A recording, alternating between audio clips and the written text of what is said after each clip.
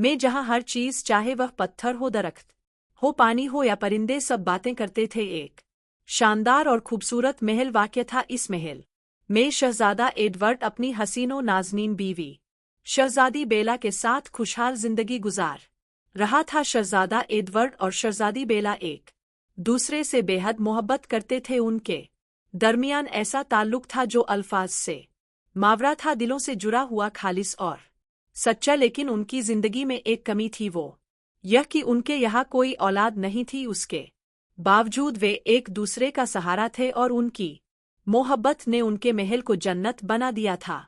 उन्होंने अपने महल के सामने एक हसीन फूलों का बाग भी लगाया था। इस बाग में हर रंग के फूल महकते थे, तितलियां उड़ती थी और हवा भी खुशबू से लबरेज थी। वो दोनों रोजाना शाम के वक्त इस बाग में चहलकदमी करते, हंसते, बातें करते और आने वाले कल के ख्वाब बुनते। एक दिन शहजादा एडवर्ड हस्ब मामूल शिकार पर निकला। जंगल की खामोशी, परिंदों की चहचहाहट और पत्तों की सरसराहट में वह आगे ही आगे बढ़ता गया। शिकार की तलाश में वह इतना दूर निकल गया कि उसे खुद भी अंदाजा नहीं रहा कि वह महल से कितनी दूर आ गया है। अचानक जंगल की घनी झाड़ियों में से एक सफेद रंग की दिलकश बग्गी नबूदार हुई, जिससे चार खूबसूरत सफेद घोड़े खींच रहे थे। बग्गी के गिर्द एक अजीब सी रोशनी लहरा रही थी। रोशनी इतनी तेज और पुरकशिश थी कि शहजादे के होशो हवास पर छा गई। वह किसी बेखुदी के आलम में इस बग्गी में बैठ गया, जैसे इसका अपना